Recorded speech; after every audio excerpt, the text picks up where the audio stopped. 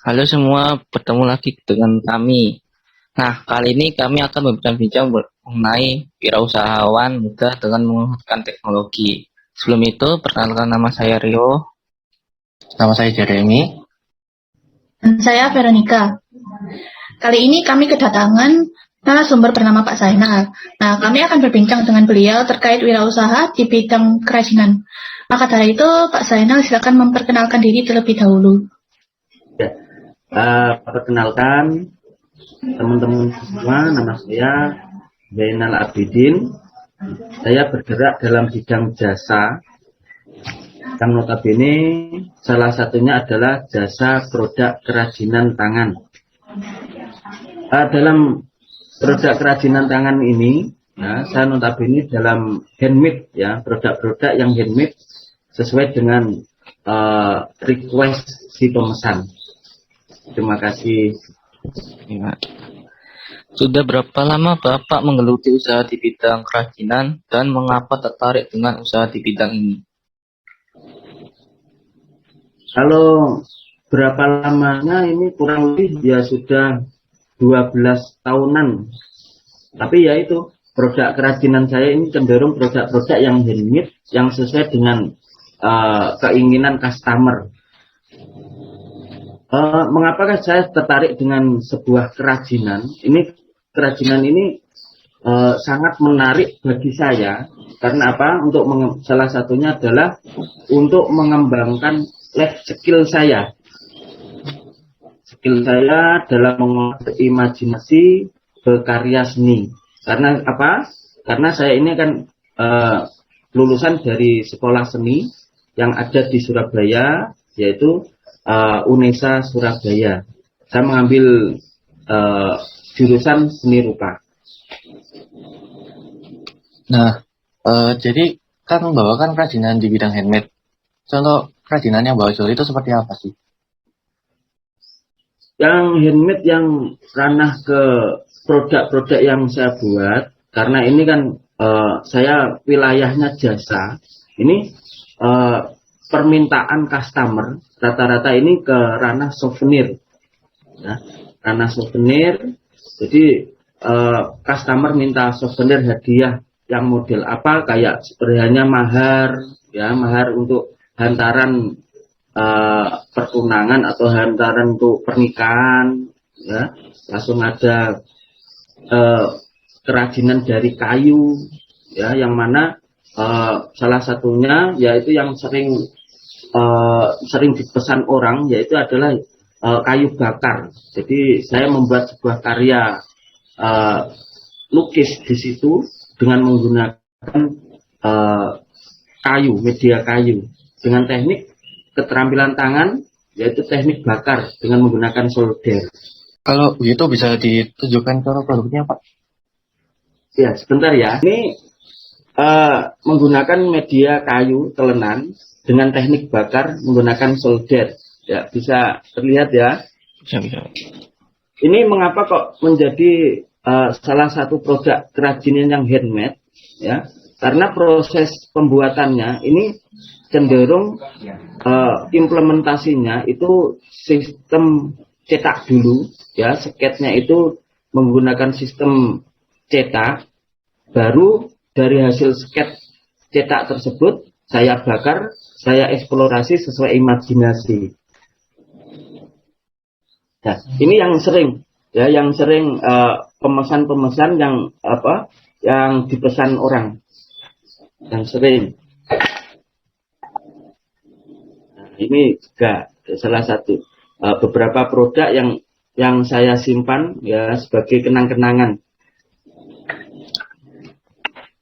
Ada lagi produk yang terbuat dari limbah yang saya buat ini adalah limbah kertas, yang notabene limbah kertas ini saya eksplorasi menjadi sebuah karya seni, ya, sebuah karya seni. Saya mengolah kertas ini menjadi bubur dulu, bubur kertas, terus saya eksplorasi kertas tersebut menjadi sebuah karya seni. Sebentar ya, saya ambilkan produknya. Iya, Pak. Ya, ini dari media bubur kertas ya. Ini masih belum jadi, masih proses. Ini bubur kertas ini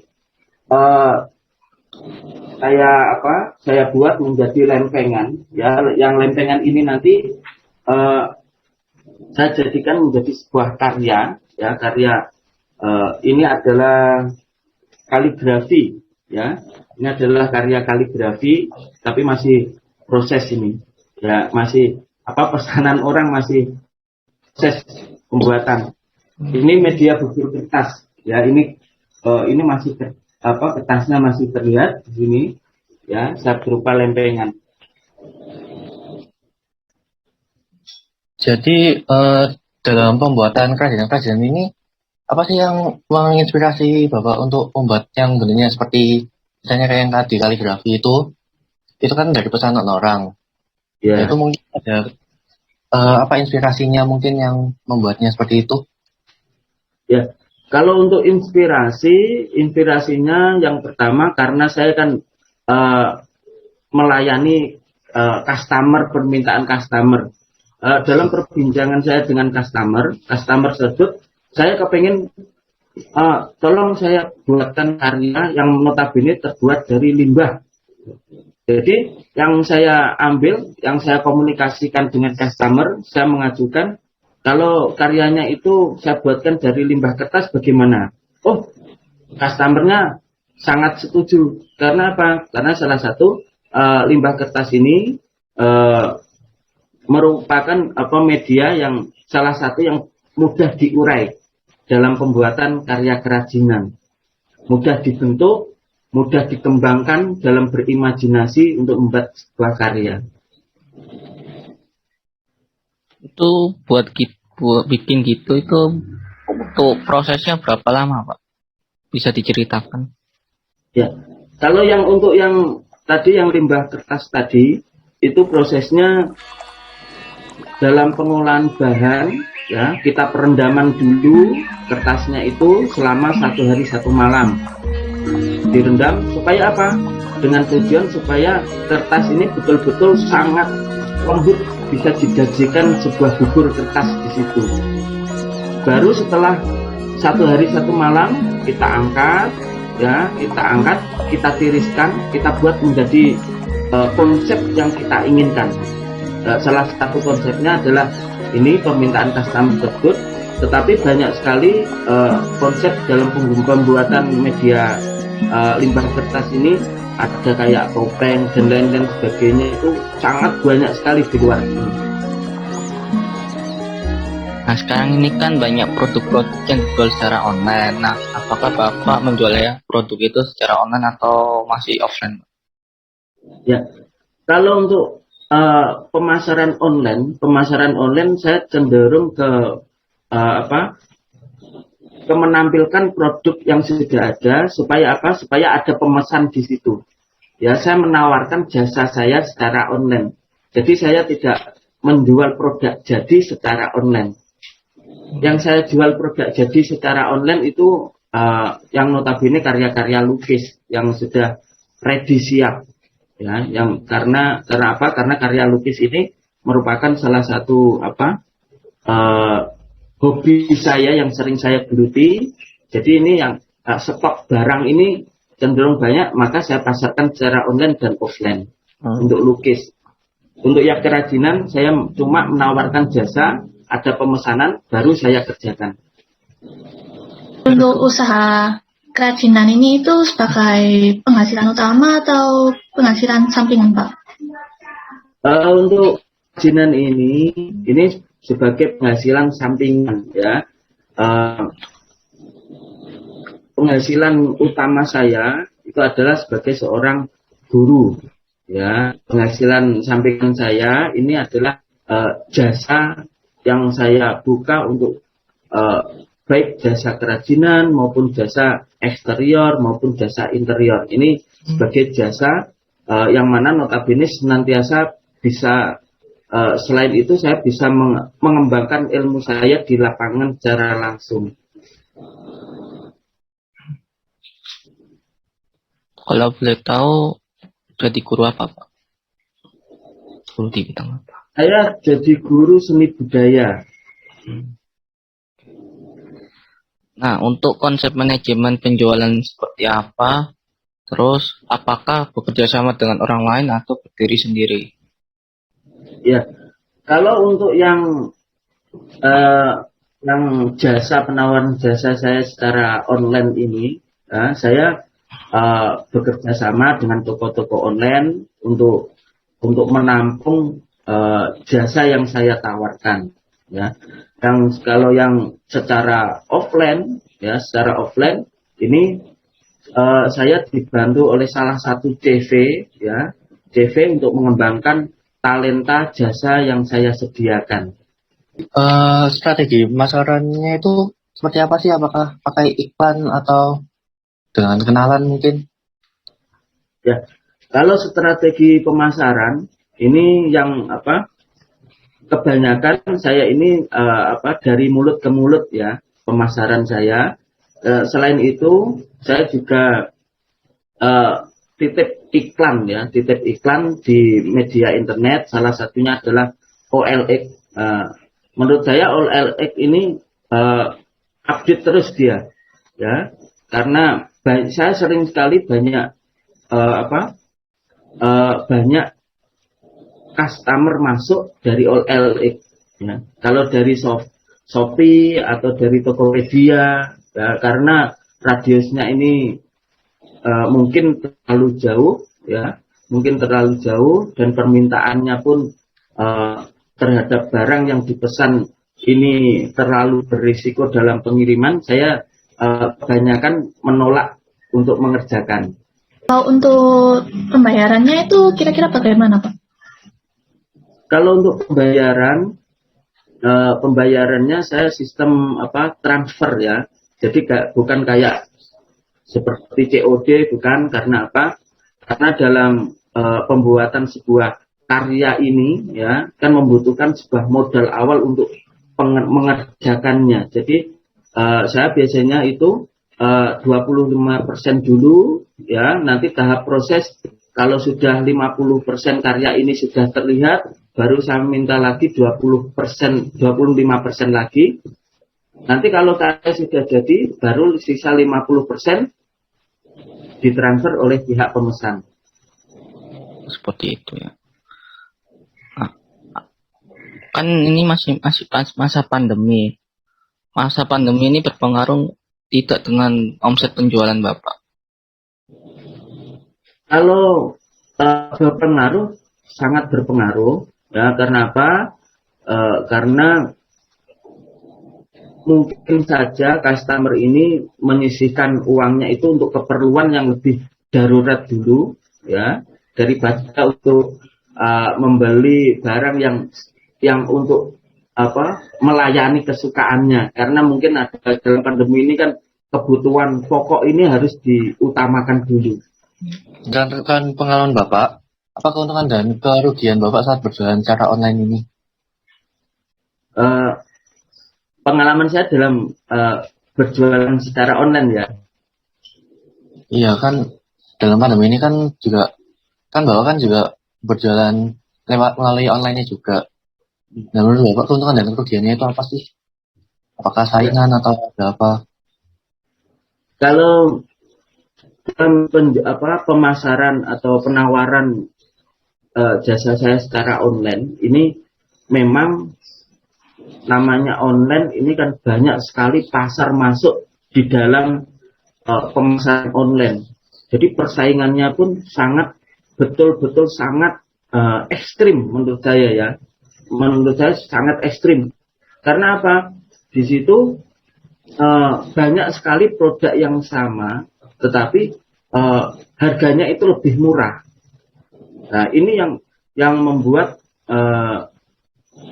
kalau untuk home industry ya, untuk home industry ini sangat berpengaruh. Karena apa? Kalah dengan produk yang dibuat skala besar oleh pabrik.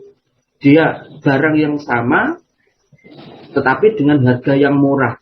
Ini yang membuat home industry ini sangat kacau balau karena persaingan global ini. Tetapi ini bukan menjadi salah satu faktor utama ya, bukan menjadi salah satu faktor utama. Karena apa? Satu, saya sebagai pelaku home industri dalam jasa ini, saya juga akan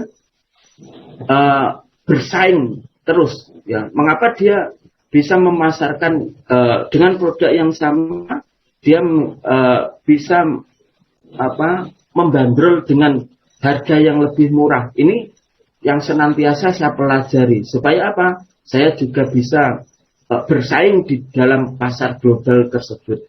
Kalau berdasarkan pengalaman Bapak, mungkin Bapak bisa berbagi tips bagaimana mengelola toko online atau berjualan secara online. Karena pasti ada juga yang ingin merintis usaha online juga, Pak. Kalau kepingin berjualan secara online, ya, yang pastinya yang pertama, satu, pilih sumber yang betul-betul banyak disukai oleh kalangan masyarakat, baik masyarakat lokal maupun interlokal ataupun internasional. Itu nanti yang mana akan mempermudah produk kita dikenal banyak orang.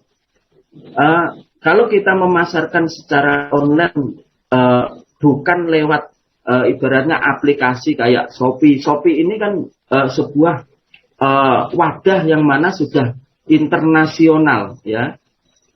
Ini cenderung lebih enak karena apa? Produk kita bisa dilihat oleh masyarakat seluruh dunia daripada kalau kita menggunakan salah satu wadah yang mana wadah itu belum dikenal oleh masyarakat luas. Nah, ini yang menjadi sangat sulit ya, tersendatnya kita dalam bersaing dalam pemasaran karya tersebut. Yang mana selain kita memilih sebuah wadah yang betul-betul terkenal, ya, kita dalam memasarkan online atau kita kepengen berjualan online, kita menjaga baik customer, ya. Jangan sampai customer ini kecewa, ya, dengan barang yang kita jual, ya, atau mungkin customer ini kecewa karena respon kita dalam chat, karena apa? Karena online kan dia itu komunikasinya kan dengan by chat. Jangan sampai customer ini kecewa, ya. Jadi kita senantiasa kalau berjualan online, kalau kita harus aktif membuka lapak kita, ya. Apakah ada chat masuk, langsung kita segera balas. Kenapa? Ini malah salah satu pelayanan kita, ya, untuk membuat customer ini, oh ternyata responnya si penjual ini sangat bagus. Nah, ini yang membuat salah satu poin positif dalam penjualan produk kita di dalam pasar online. Bapak pernah ditipu customer saat menjual barang di online, Pak? Pernah apa? Pernah ditipu customer, misalkan dia cuman iseng-iseng ngechat atau bagaimana gitu? Ya, dalam hal tipu, ya, ini sementara masih belum saya alami, ya. Tetapi kalau melihat yang sudah ada, ini memang ada customer pesen, ternyata barang sudah dikirim, ya, barang yang sudah dikirim ini ternyata tidak ada pembayaran, atau barang yang dikirim ternyata alamatnya itu alamat palsu, ya, atau alamatnya itu zong, tidak sesuai dengan kenyataannya. Apakah ternyata yang alamat yang dituju kuburan dan lain-lain sebagainya. Nah, maka dari itu dalam penerapan saya dalam jasa ini, ya, karena saya penawaran jasa, saya notabene tadi 25% dulu ditransfer ke saya. Kalau karya sudah terjadi 50%, baru 25%-nya itu ditransfer lagi, karena kalau sudah selesai 100%, sisa 5 barang sampai di tempat, baru sisanya ditransfer ke saya. Ya, Pak, Jadi makasih, Pak. kita harus betul-betul sangat sangat hati-hati ya dalam pemasaran online ini ya, karena banyak kejadian barang yang sudah kita kirim ternyata alamatnya palsu, atau barang yang sudah kita kirim ternyata tidak dibayar ya. Ini memang salah satu resiko dari kita menjual sebuah produk ya. Siapa ya, atas informasinya, Pak. Ya, sama-sama. Terima kasih Bapak atas informasi dan ilmu yang sudah diberikan dalam podcast ini. Terima kasih Ya. juga kepada para pendengar yang sudah mendengarkan podcast ini sampai akhir. Semoga podcast ini dapat memberikan pengetahuan dan ilmu pada kita semua. Terima kasih dan sampai jumpa.